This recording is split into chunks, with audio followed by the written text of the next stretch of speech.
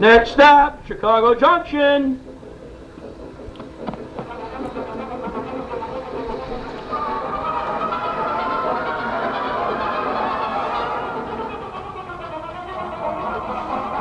And welcome to Chicago Junction, the railroad program that is all about the amazing world of railroading and its many facets of the industry and model railroading.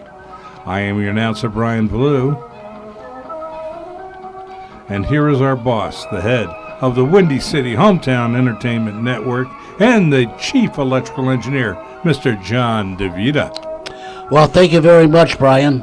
Welcome, ladies and gentlemen, to another broadcast of Chicago Junction from the John DeVita Broadcast Center on the Windy City Hometown Entertainment Network and Jack FM 89.7 WRHS FM Norge on Wednesday, March the 14th, the year 2018.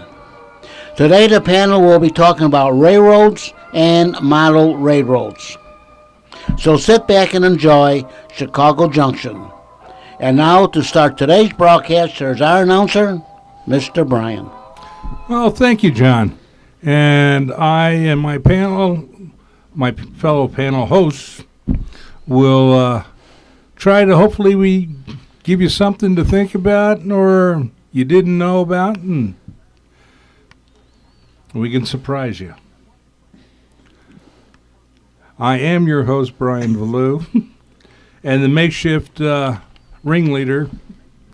Again, I did not step back fast enough. They all beat me to it. I think they really did put that gum on the floor, so I couldn't move. You're the only fool that volunteered. That was a long time ago. And so here with our panel, I am, like I said, Brian Ballou. I am retired U.S. Navy chief, engineer, conductor with the railroad.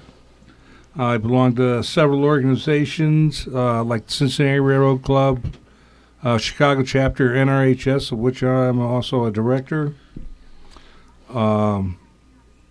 Belong to the Pacific Southwest Railway Museum in San Diego, and the Reading Company Historical Technical Society of Reading, Pennsylvania, and their museum in Hamburg. And just love to play with trains. And to my right, we have... I'm Ron Stock, retired library director from Eisenhower Public Library, which served Norwich and Harwood Heights. Definitely a filmer. I like taking photographs of trains, riding Amtrak, and just generally interested in, as a hobbyist in various types of trains, especially HO. Hi, I'm Kevin Berry. I'm a member and director with the Chicagoland Lionel Railroad Club, lifelong Lionel collector and operator, and I'm a retired Chicago police sergeant. Hi, I'm Dave DeRuska, retired locomotive engineer. I also do our Facebook page, Chicago Junction. I also have another Facebook page called Chicago Railroad Historians. I blog about trains. The blog's called Player with Railroads, which is all about Chicago railroading. And I just started up a new project that I'm trying to get off the ground, and that is having the Chicago City Council declare a month Chicago Railroad History Month. And I'll talk about that a little bit later. That sounds good. And one of the other things that I did forget to mention, I'm also a volunteer with Operation Lifesaver, going out and trying to educate people on playing safe around train tracks and not to play on the tracks. In fact, it was one of the last month's issue of Trains. Had a very good story on safety on the tracks. and it was all about what was happening in the Chicago area with Operation Lifesaver, the DuPage County Safety Council there, and how it's how we're inspiration for a couple of other places getting into it. So that was real good.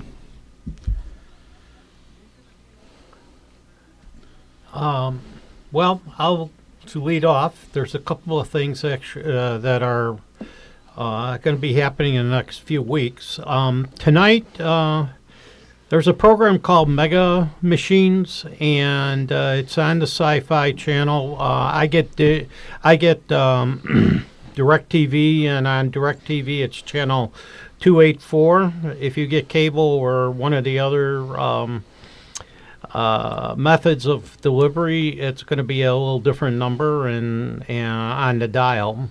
The program tonight deals with it's set in Canada with an SD70 locomotive that, according to what they wrote, it's the world's longest train.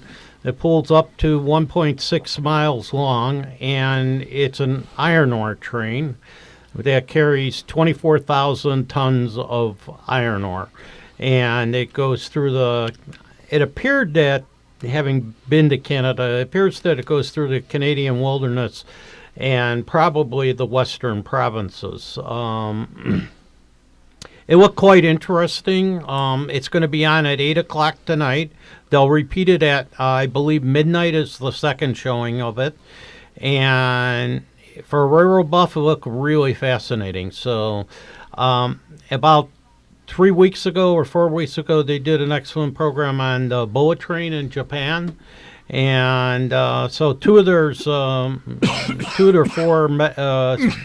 10 mega machines were railroads, and they had a trucking program and planes and also some ships. So if you're interested in any type of transportation system and seeing something that is more unusual in the field, I'd highly recommend it. It's a very educational program. They talk about the way the engines are designed, the airplanes are designed, and what they carry and what they do. So anyway, that's one item. Ron? Yes. You mean the Science Channel and not the Sci-Fi Channel? Oh, Science Channel, yes. Sorry about that. Science in there somewhere. Yes. There's going to be a railroad show, which I've attended numerous times. It's at Lyons Township High School. It's going to be March 24th. It's the All-American Railroad Show.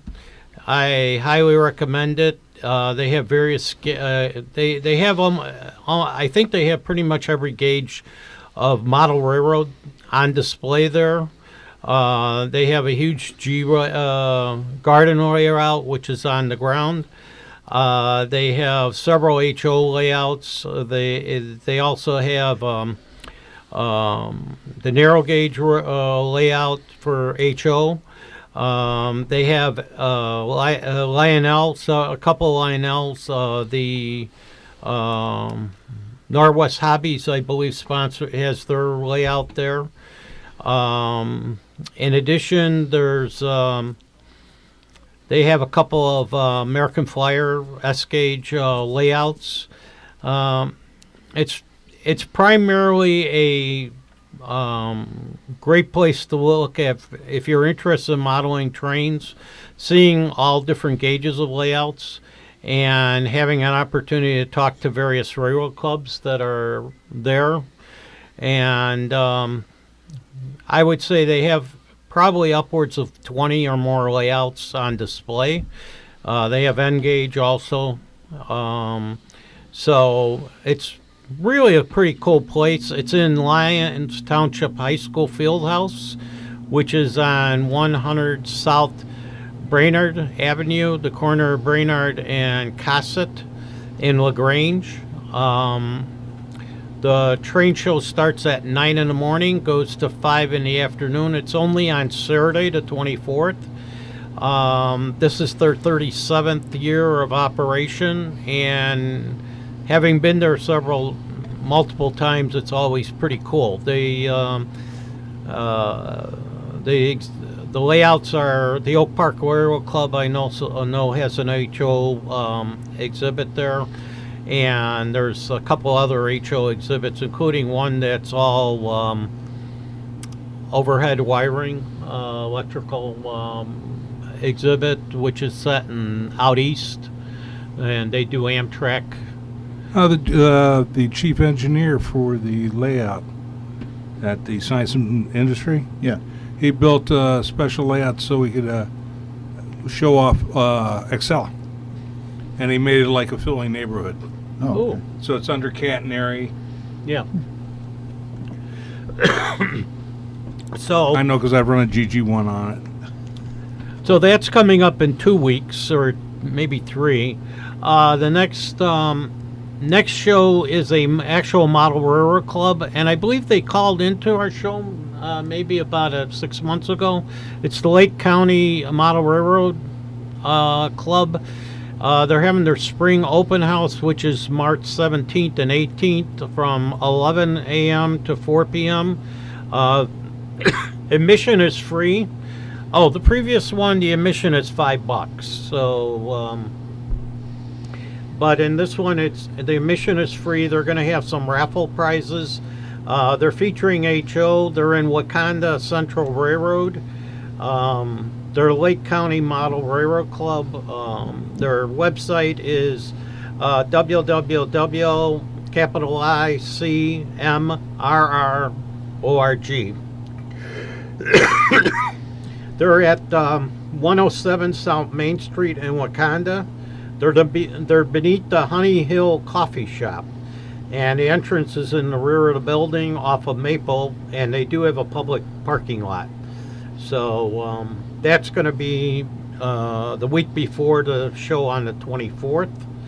So I don't think I've seen their layout, but so I'm planning on going for the first time. So that should be, as with all layouts, I usually foam at the mouth when I see them, and especially well-skilled people who build the layouts. I do have one item which I'll try to describe. It's a U.S. Post Office that's been produced by Landmark Structures. They do this in HO, I think Lionel, and also S gauge and N gauge. And looking at the post office, I would say it's kind of a typical post office that you would have seen in the 1920s, maybe 30s. It's got the front porch overhang to it with the sign U.S. Post Office. They have a postal mailbox in front. They have a pull-up area for a truck to be delivering the mail to at the rear side of the building. They also have a staircase leading up into the post office for the workers. They have a gas gauge along the side, or electric gauge along the side.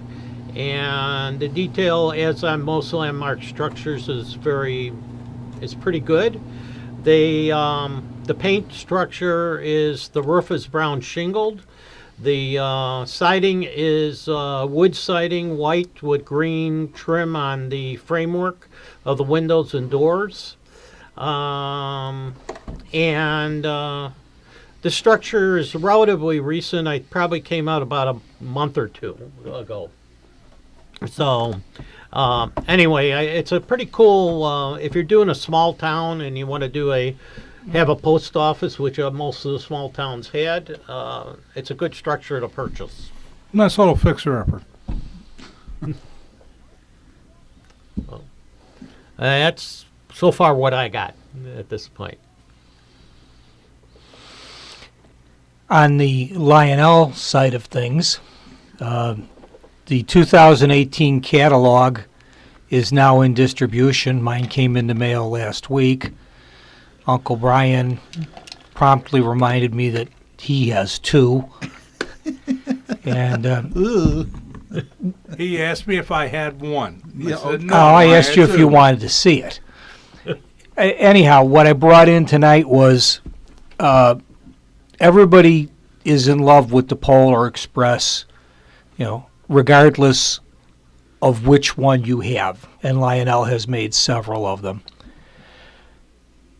At Christmas, they released the Polar Express covered bridge, which is very nice, nicely designed, nicely painted.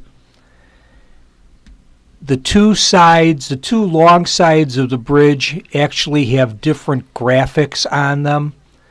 The A side has the Polar Express approaching Christmas City, and you can see Santa's house and the illuminated Christmas tree on the one side, and the B side has the Polar Express leaving Christmas City, attempting to get all of the deserving children home in time so that they can be asleep when Santa shows up. I wouldn't fit in that category. You never fit in that category.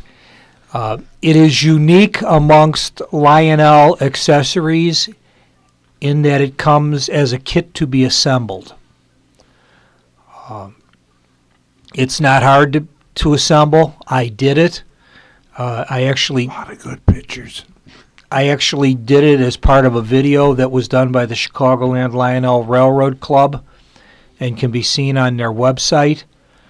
The hardest thing about assembling this is they don't tell you that it's much easier to do if you use a Phillips head screwdriver with a magnetized head. And you do it sober. Sober wasn't the problem. Anything smaller than 2 inches in diameter, I have a tendency to drop out of my pudgy little fingers. But it's a very, very nice piece. It comes with the wires to hook it up to the old-fashioned Lionel CTC connector, so it'll draw power for the light directly from the track. If you were to have this and you had fast track, you would probably need the terminal track that has the wires attached instead of the plug and play, and you could just splice the wire with a couple of little wire nuts, and you'd have all the power you need. It actually comes with 2 more screws than you need to assemble it, and a spare bulb, because it uses an 18-volt bulb. And there's even instructions on how to change the light bulb. It's not a difficult model to assemble. The instructions are fairly easy to understand. You don't need a college degree. And it looks great. When the Polar Express goes through, it just looks outstanding. And 2 shows back, I think, Brian came in with an article, or I brought it in, about the Union Pacific Spirit of Union Pacific diesel engine, part of their heritage engines. And Lionel has actually brought that out, and it's in the 2018 catalog. And it is faithful to the graphics that Union Pacific put on the original, on the real engine. It's just a beautiful engine. David? Let's see, we'll start out with the good news. Of course. The good news. The Time Machine returns to Chicago on September 15th and 16th. Climb aboard for another trip on the Joliet Rocket. Following the success of 2017's excursions on Metro's Rock Island Line, the Fort Wayne Railroad Historical Society is pleased to announce that world-famous steam locomotive number 765 will once again operate a series of first-class vintage passenger train trips between Joliet and Chicago, Illinois. Ticket sales for the Joliet Rocket start April 4th at 6 p.m. Eastern Standard Time Members pre-sales begin April 2nd. To get on the waiting list, click here. This is off the internet. The Living History event will also include food and vintage cocktail service, live entertainment reenactors, photo opportunities, contests, open vestibules, and an improved VIP layover reception at LaSalle Street and more. So there's 2 trips per day, improved amenities, first class, dome car, and special class to be added. In addition to the first class and dome car seating options, plans call for the Joliet Rocket to feature a brand new offering for the die-hard railroad fan to enjoy the sights and sounds of the 765 at speed.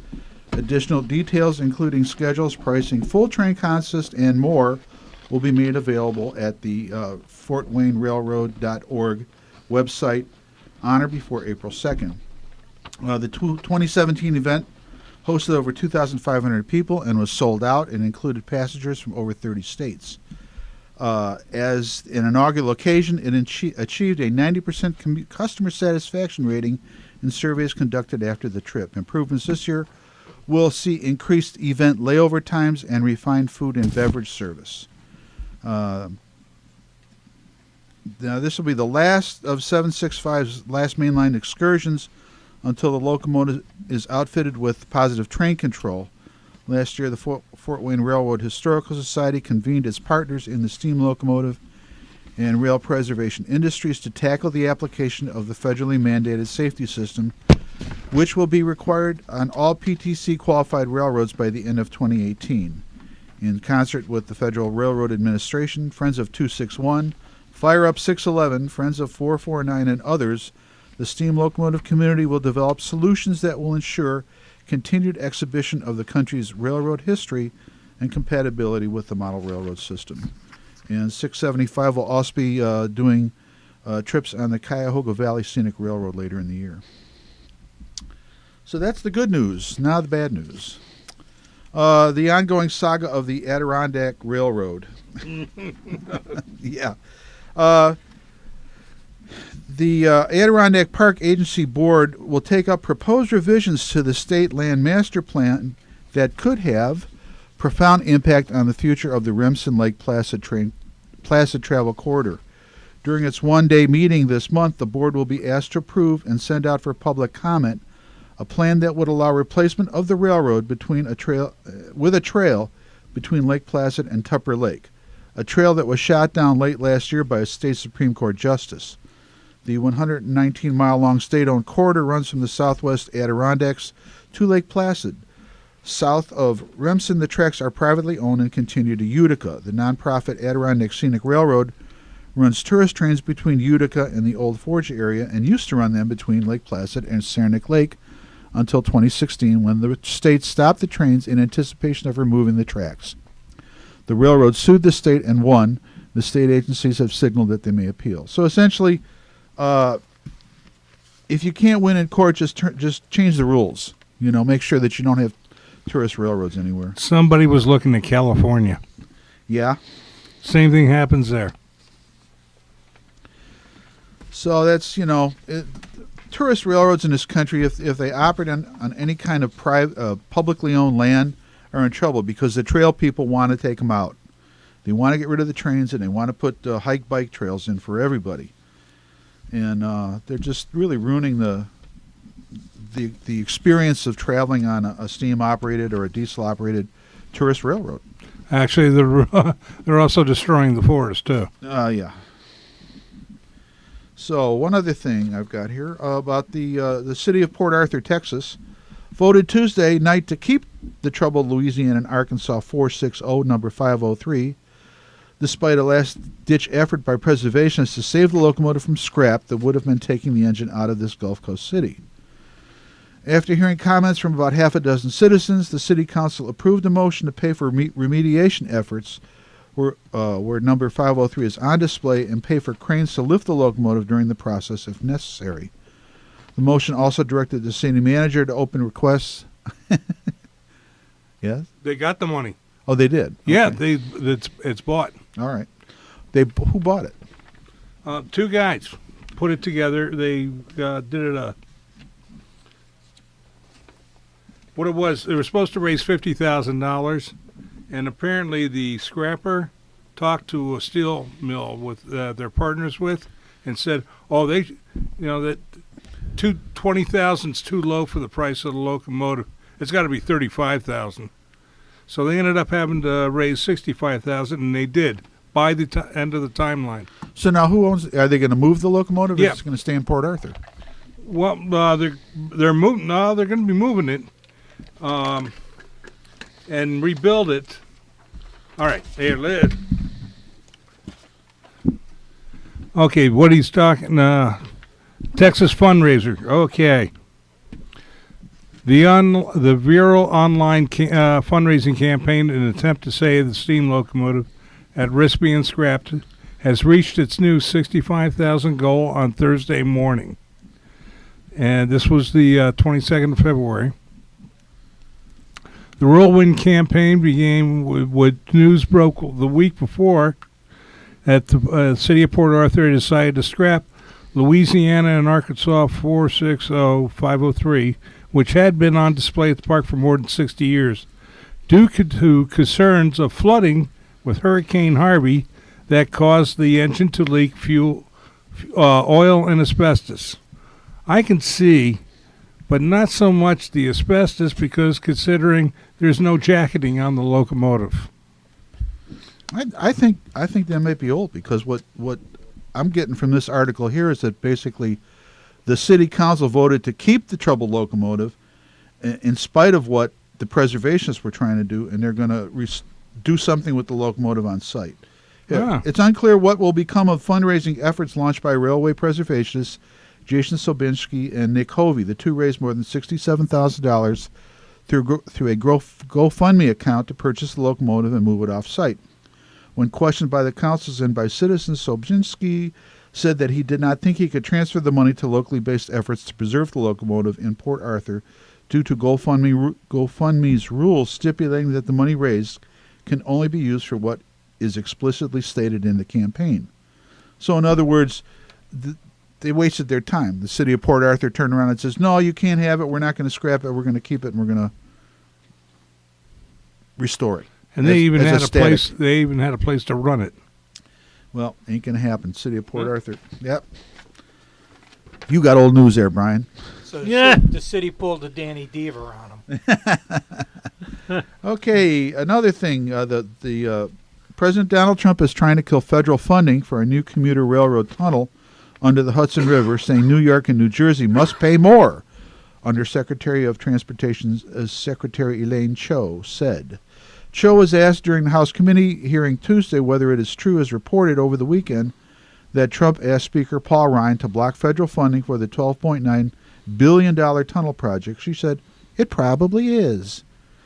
Is the President of the United States personally intervening with the Speaker to kill this project, said Democratic Senator Sean Patrick Maloney of New York. Yes, the President is concerned about the viability of the project and the fact that New York and New Jersey have no skin in the game. Cho had sometimes heated exchanges with New York and New Jersey representatives during the hearing over the Gateway program. The $30 billion series of projects includes a new tunnel to supplement a century-old tube that provides the only rail link between New Jersey and Manhattan and is regarded as critical for the Northeast economy. The existing tunnel was damaged by saltwater flooding from Hurricane Sandy in 2012. Even if the funding comes through quickly, the earliest projected opening for the new tunnel is in 2025, and it's not a sure thing that the existing North River Tunnel will hold out. The states have pledged some $6 billion, mostly from federal loans, towards the new proposed new tunnel, and we're counting on federal grants to cover the remainder. Federal authorities have said loans shouldn't count as the state's share. They need to step up and bear their fair share. They are two of the richest states in the country. If they absorb all these funds, there will be no funds for the rest of the country. The issue isn't whether loans can be used as part of the funding package, but that New York and New Jersey plan to rely entirely on federal loans and grants, a senior administration official said in a conference call with reporters after the hearing. The administration also objects to earmarking $900 million for the Gateway in the $1.2 trillion spending bill that Congress is considering to keep the government open after March 23rd. and believes it is premature and unfair without local funding, the official said. Officials from the two states have said they had an agreement with former President Barack Obama's administration for the federal government to fund half the Gateway project, but Cho on Tuesday repeated Trump's contention that there is no agreement or evidence of one. There's never been an agreement, Cho said. There's no documentation, there's no paperwork. In fact, there's no pending application. Republican Representative Peter King of New York and others have said they emerged from a September meeting in the White House with Trump, Cho, and officials from the two states thinking Trump supported the agreement and project, but Cho said the administration was just being courteous. We were very polite. We were cordial. There was no commitment at all, Cho said. The attendees of that meeting exited that meeting and spun the results of that meeting as they wanted the meeting to be. Wow, that's a lot of meeting. Maloney demanded to know why the President of the United States is killing the most important infrastructure project, certainly in the Northeast, probably in the country. Cho said to ask the White House. You know, that's surprising that it's coming out like that, considering who former Governor Christie when he came into office, shot down the tunnel project because he said it was unnecessary. And that was back when he came in 2012? And all of us, and because we figured it out, it was by the end of last year, the new tunnels would have been open. Right. So, no, I'm sorry. You can blame Trump all you want. Well, anybody's going to blame Trump anyway. But it's not his fault. It's the Republican Party's fault in Jersey. And, just like the games that they're playing with the Lackawanna cutoff there. Too, the longer you hold off on a project, the faster the costs rise. I mean, look at California. Because of all the frivolous lawsuits to try and slow down the high-speed rail project, they're blaming them for going cost overruns, and I'm sitting there going, these guys, they're politicians. That's all they are, and you got people just spending money for no reason at all. At this time, though, we would like to take a break for station identification. Yeah. And you are listening to Chicago Junction on Jack FM, 89.7 WRHS FM Norwich, and the Windy City Hometown Entertainment Network from the John and Vitta Broadcast Center on Wednesday, March the 14th, the year 2018. And this is Jack FM, 89.7 WRHS FM Norwich, Illinois. And now back to Chicago Junction and our panel. Bong, bong, bong. So I'm done. I get off the soapbox for a while. Oh, that's okay. Now it's your turn. Yes. But to say what you were talking about with the other companies, yes, Friends of 261 are offering steam excursions to fund PTC equipment. They're doing it... running the trips from Minneapolis to Duluth over the BNSF Railway on June 10th, 9th and 10th to raise funds for the installation of the positive train control. Because the cost per locomotive is like either 100,000 to 150,000 for the equipment. And yes, it is compatible to do it with a steam locomotive. Yeah. A lot of the groups, like you say, are getting together to do it. So this way they can keep the heritage alive. Yeah, because without it, it don't run. Yeah. I mean, before 614 was laid up, actually when it went through its overhaul and everything, when they were running on New Jersey Transit, they put in the signal works to operate on the rail system.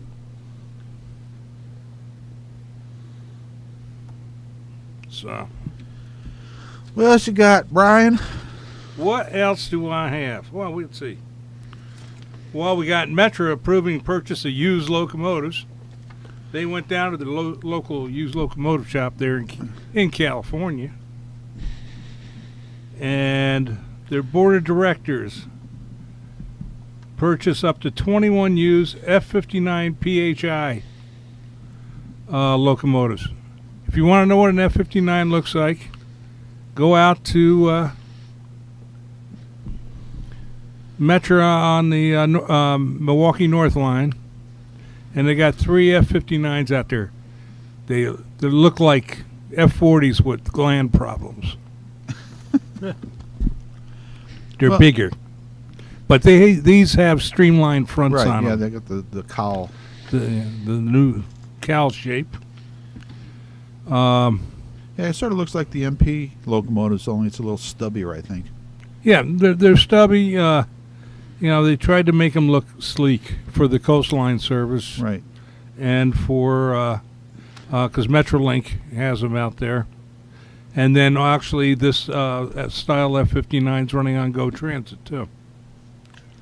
The locomotives had been leased by Amtrak for use on the West Coast, but will be available in June as Amtrak switches to the new Siemens Charger locomotive. Suckers. This is an extraordinary opportunity for us, says Metro Chairman Norman Carlson. The price is wonderful, and for a relatively small investment, we can reduce operating costs and reduce emissions. Metro's board and staff still have to determine the best way to pay for the locomotives, mainly whether they can use available funds or to finance the purchase. Metro has never had an outstanding debt. Don't we know better? Metro last year issued a request for proposals to replace its older fleet of EMD F-40 locomotives with new or remanufactured locomotives. The new locomotives would only supplement the ones purchased through the procurement process, said officials. We believe this purchase represents a great opportunity to make a big impact on our operations at a reasonable expense. That's why we're pursuing this purchase, says Metro CEO Jim Derwinski. Now, they've got the money. They said they have the money already set aside. Will be funded with money already set aside for locomotive purchases or other capital needs and or through financing. And then they also want to send out an RFP for new locomotives, 12 to 15. Yeah, the F-59s were built by EMD division of General Motors in 1998. All have been rehabbed within the last 5 years, according to the Chief Mechanical Officer Kevin McCann. New locomotives would cost $7.5 million each. The major benefit of obtaining the F-59s is significant cost savings of 10 to 15% over the F-40s. The fuel efficiency is so significant that officials say the savings by itself could offset the cost of financing the purchase. Metro officials say the agency's locomotives burn 25 million gallons of fuel a year. Metro officials say the commuter rail agency has $15.6 million available right now, which will be used as a down payment for the locomotives. Look for bake sales and car washes coming to a train station near you. Definitely. And Big Boy's doing real good. No major problems. Now that the teardown's complete, no major problems. The appropriate warned materials have been set aside and for getting to be refurbished and replaced. So we're looking good for him coming out for next year. Huh. So which show are you going to miss, Uncle Brian, so you can go on that excursion?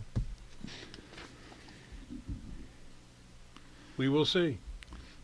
Maybe we'll have Brian do a remote. Yeah, we'll do That would be rather cool. we'll do a remote up on the tender. Yeah, Uncle Brian will do a call in. On your cell phone. Oh, definitely. Do you want to talk about your project? Chicago Railroad History Month. And I'm going to read from this flyer that I put together. The railroads have played an undisputable role in the development and growth of Chicago. The city is still recognized as the railroad capital of America, which is aptly summed up by poet Carl Sandburg as the player with railroads and freight handler to the nation. The railroads have played and continue to play a vital role in the economic life and social fabric of the city. The last great celebration of this history took place in 1948, which coincided with the 100th anniversary of the first train to operate from the city. The Chicago Railroad Fair marked an apex for the fortunes of railroads in America. Since that event, scant recognition has been afforded to the relationship between the railroads and the city. To remedy that, we seek official City of Chicago recognition of a month dedicated to honoring the history of railroads and their influence on the city. To that end, the following objectives will be addressed to achieve the goal. Number one is to identify and contact interested individuals and organizations to serve in an advisory capacity. 2, engage in outreach to various historic and civic groups to solicit ideas for activities and build momentum to achieve the goal of a Chicago Railroad History Month. 3, create an organizational structure to promote and support the idea. And 4, outreach to the general public to encourage interest in the idea and express support for it by signing the petition. And I have an iPetition set up. It's ipetitions.com/petitions/declare November Chicago Railroad History Month. Now, I caught a little flack for that November thing. November 1848 was the official month that the first train left Chicago with passengers on it. Now, prior to that, the Pioneer had been brought here and used in construction of the railroad from Chicago out to the Des Plaines River. So people are going, well, it wasn't the first day that the train ran. I said, well, no, I picked November as a specific time when a official, they had investors and officials ride the train out west, and then coming back in, they brought a load of farmers' grain gratis. They didn't charge the guy any money. So that was the first and only guy who ever traveled anywhere in Northwestern without paying something. That in itself is probably historic. So I've talked with I've been communicating with a lot of different people, and they're going, why November? I said, well, I just picked November as being the obvious. And they said, well, shouldn't we do it in the summer? I said, well, yeah, we should. And so anyways, I'm stuck with this Declare November thing, even though I'm not settled on a month. And I think if we ever get to the point with the city council declaring a month, we'll see what the city council wants to declare. They'll probably want to do it in January. Who knows? I had started this over a year ago when I contacted my alderman, who immediately ignored me. So I decided to take this other route. I have sent out press releases. I have contacted a number of different organizations. I've got a few commitments from groups. I am starting to assemble a advisory committee of people who are agreeing to help out, and we'll see where it goes. Hopefully, we'll have an official month that honors Chicago Railroad history. That would be good. That would be good. And I mean, that's considering not just for Chicago, but this country itself. Right. Let's remember our railroad history. Well, I find that most people look at railroads as a nuisance. It's the thing, you got to get a wait at a crossing. Oh, I have to wait at a crossing for 5 minutes for a train to go by. I'm sorry for you. Yeah, I'm sorry about the kid that ran across the track and got hit. I don't want to go there. Yeah, but hey, I've heard it with that. Even. I was coming home from work today, and the grade crossing at 111th Street in Sacramento, Yeah. CSX. And I stopped short of the tracks because I wasn't sure there was enough room on the other side of the tracks for me to get through. Right. And the driver behind me, younger female, somewhere between 20 and 30, mad at the world, couldn't get enough traffic through her cell phone fast enough. There's enough room for me to get across. She pulls dead up on my bumper. If the gates had gone down, she would have been a hood ornament for whatever train came through. Well, of course. And it happens regularly. Yes. Too regularly. And there are signs at all these crossings saying, do not stop on the crossing. Duh. I was surprised. I had to have been up on 95th Street last night doing a little business, and the grade crossing at Rockwell, they actually have a pulsing yellow lamp on both sides of the grade crossing as you're facing it, and a big yellow warning sign, do not stop on tracks. Yeah, but you can't see it when you're looking at your cell phone and driving at the same time. Yeah, see, that's yeah, because we have that. You know, we've got it in Park Ridge, at the crossings too. Now, well, Please. let's get back to a fun time. Oh, we're gonna have fun. We're gonna have fun. We're gonna play a game. I don't know if you guys ever saw this. No. This is called All Aboard. I got it through Schrader. Back in the 90s. How many played Trivia Pursuit? Oh, I'm pretty. Okay. I even have. By the way, they all raised their hands. I'm so good. I'm so good at Trivial Pursuits that my sister-in-law told me I can't play with them anymore. This game was designed to be played with a regular Trivia Pursuit board. Oh, really? Or you can do it your own way. They got rules here for that. Oh. But what this is a railroad Trivia Pursuit. Look, I retired from the railroad. I don't want to deal with rules anymore. It's called All Aboard. All aboard. All aboard, yeah. Next stop, Chicago Junction. You get dice. You get little marking pens. And you get cards. I've been going through them. I pulled this out about 2 months ago, uncovered it, blew the dust off, and started reading the cards and seeing what I can answer. And some of the stuff really surprised me. The questions or your ability to answer? Both. Or your inability to answer. You know, like, what was the cost of a round trip to Yosemite Valley on the YVRR in 1907? Yeah. Now let's see. Now somebody who's been studying the Yosemite Valley Railroad, they would know. But sorry, I haven't, you know. I belong to some railroad groups that the people would probably know that. Yes, I do too. Yeah. And The minutia. What's the answer? $18.50. Ooh, that sounds expensive for that era. Hey, you're in Yosemite Valley, man. Yosemite. Okay. Watch out for a little guy with the How high? hat and a red mustache. How high is the Cumbres Pass on the Rio Grande Railroad? 10,000, 15 feet, or 10,000, 25 feet? That's a toughie. 15. What's the answer? 10,015. 10,015. Okay. Now in lexicon, because you're looking at a hobo, Yeah. and so it has, you know, a lot of stuff with hobos and nicknames and such. Okay. What is a garden known as? A garden. Hobo who steals from your garden? No. Hobo Village. Weed patch? When you think of a garden, you think of rows of vegetables or flowers. Looking down the rows, what did they look like? Would they be? Oh, right. Okay. Ties. Washboard? The yard. Oh, God. Oh, okay, like a freight yard. Yeah. The garden. Okay. Oh, God, I feel so stupid.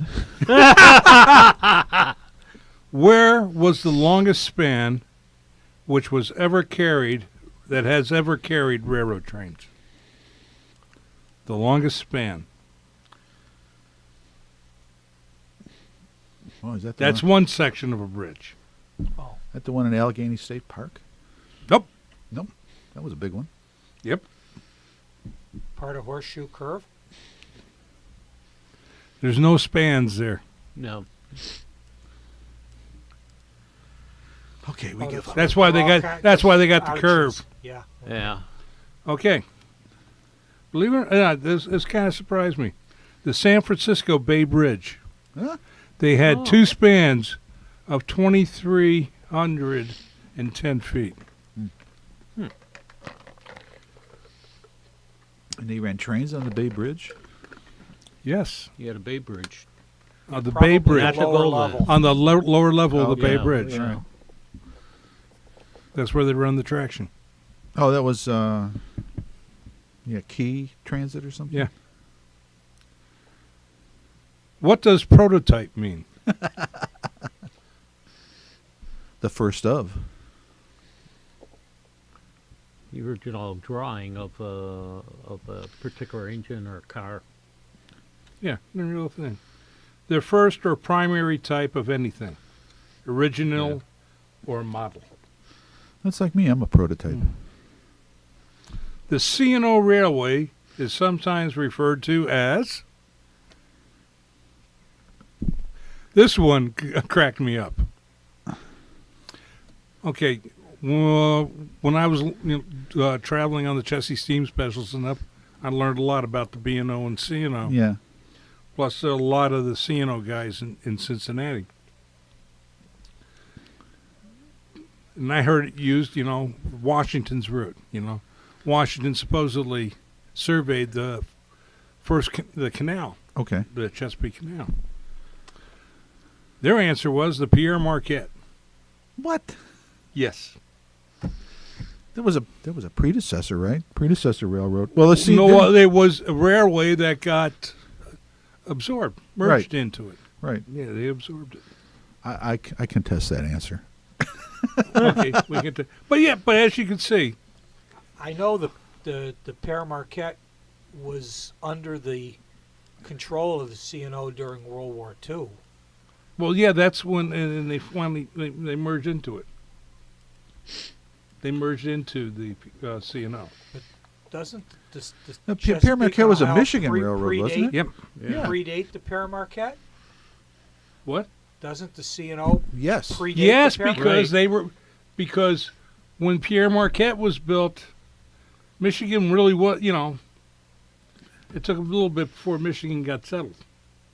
The C&O and B&O predate a lot of railroads. Right, yeah. I contest that answer. Okay, fine. Can we write can them? do that. Yeah. When was the first diesel put into service?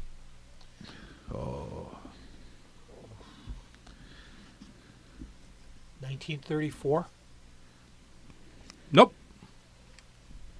What was the question again? When was the first diesel locomotive put into service? I know they were in service before World War II. Yeah. Yes. Yeah, the 30s was the beginning. No, you're Before looking. that? You're thinking of EMD. That's when they started charging. Well, there was 1924. okay. Does it say who? What? When? New When? York. Now, wait a minute. That's when the first diesel was built. Built. First commercially successful diesel started running in 1925, but it was built in 1924 Okay. by Alco, Ingersoll Rand, and GE. Yeah. The box cabs. The first successfully commercial diesel was Jersey Central number 1000. And you can see number 1000 at the B&O Museum. The second diesel run is B&O number 50. And that is in St. Louis. Remember that place? Yeah. Okay. Yeah, I'll be going there the But next anyway, time we go to see this the is grandkids. this is something I came across, and I'm glad I kept it and didn't let it go. It's valuable. But you could Yeah. no, because more than likely you'll be able to find it at some of the train shows, but some of the right. stuff gets covered. This has a date on it of 1992. Whoa. That could be a lot of fun on a But excursion like train. the Yeah, it's categories great, right, good are place. peoples and times was the first, engineering second, Hobos and Slangwich. Language. Railroadania, model railroading, and caboose. Yeah, what's it say about the answer caboose? If you don't know the answer, just say caboose. Yeah. And now, if we were doing it just talking, not using the board, yeah. If you don't know the answer, just say caboose. Oh, Yeah, but you'd be giving your age away. Well, actually, this came out after the caboose disappeared, so. Like it says, choose which team goes first, gets the answer first. We're talking 2 teams. Answer first, team 1. Roll the dice to determine which question team 2 will ask. And then, if the question is answered correctly, team 1 can roll the dice again and determine the next question asked, blah, blah, blah. This continues until the question is answered incorrectly, and then Team 2 finally gets a chance to answer and does it. Use score pads by filling in blanks with the words, all aboard. It's a lot of writing. Each correct answer scores 1 letter. First team or person to complete the words is the winner. Optional scoring. First team or person to answer 20 questions or has an agreed upon total wins the game. The game is color-coded. It can be used with other trivia-type games. And it says, these questions and answers have been obtained from the best available information. Realizing there may be more than one answer, in some cases, discrepancies are not intentional. First person to answer 20 questions becomes a train master. you should bring this every week or every show. Yeah, Okay. bring a different card. Go through, Oh, I yeah. can- Yeah, it could be a regular feature. You're right. I think so. Yeah, I can do that. It'll take But take the- the whole show. if We could the do actors calling are- too. Yeah. Call in the answer. Yay. Oh, wait a minute. We don't do this live. Well, yeah. Well, post the answer on Facebook, and we will announce the winner on the next show. That's it. Oh, we can we can have fun with this. Yeah, it Yes, we is. can. It is. And- Cool. Because they have one in there, answer for the one question I was looking at. And I'm going, I got to look this up first. Because the question was, who was the man responsible for railroading? The advancement of railroading. The advancement. Yeah, for the advancement of. No, so I'm thinking back to the British, Right. early days. Right. Stevenson. Right. Richard Trevithick was the first one to make an operational steam locomotive in 1804, and then going to the 20s, Stevenson refined it, really made it known, and then they put it out there. The guy's name was William Hoople. Hoople? That's what they are. William Hoople. I'm looking this one up, and then I'm going to get a hold of the guy who wrote. You're right. You're looking at guys like that going, okay. It's really, really. But, going from, I thought, one was for the first American locomotive. Well, who's I thought- William Hoople? I have no idea. You looked that up? I didn't look it up yet. Oh, come on. Well, mystery for the next show. We're going to have to look that That's up. it. I am going to look it up, and I have I an thought you were answer. going to come up with the name of the guy. I that will invented have the an knuckle answer. coupler. By the way, want to say happy 50th anniversary to LGB. LGB? February 10th, 1968. Toy Fair, Nuremberg, Germany. Lehman Brothers introduced LGB trains for the first time. Ah. Lehman Grossbahn. Lehman Grossbahn, or Lehman's Big Trains. And that's where the original G came from. Gross. That was G-gauge trains. And everybody all of a sudden found out, hey, these work outdoors real good. That's the way they were advertised. And it caught big in Europe and slowly made its way to the States.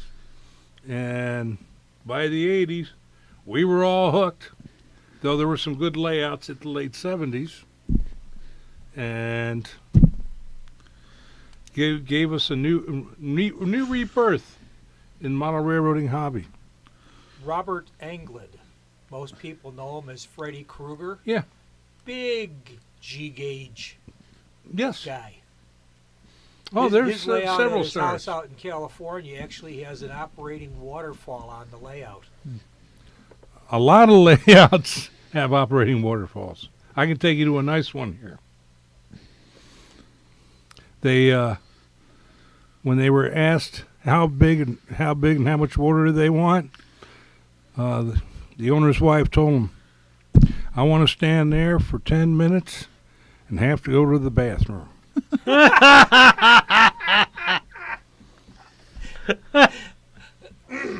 Not a typical comment from a lady.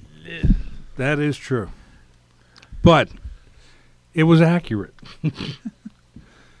But yeah, I thought I'd bring that in. Well, it looks like we're winding up, my friends.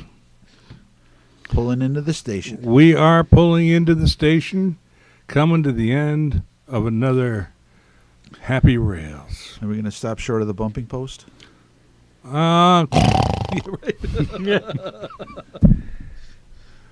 Happy Rails to you.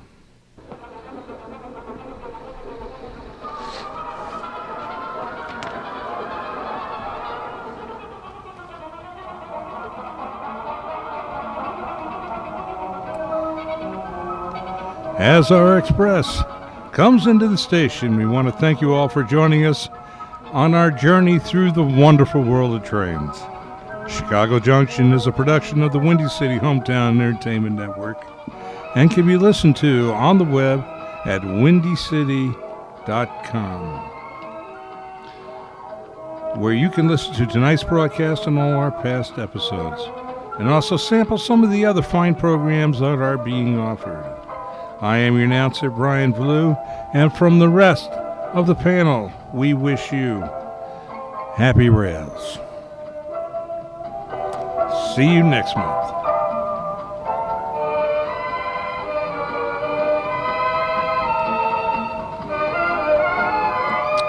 You have been listening to Chicago Junction on Jack FM 89.7 WRHS FM Norge and the Windy City Hometown Entertainment Network from the John DeVita Broadcast Center on Wednesday, March 14th, the year 2018. Chicago Junction is produced by Jack Ryan, directed by John DeVita, and our special thanks to radio station manager Kevin Zeflik of WRHS FM Norge and the executive producer of Windy City Hometown Entertainment Network, Mr. John Seconda. This broadcast was pre-recorded on Thursday, March the 8th, the year 2018. Until next time, please be safe and thanks for listening.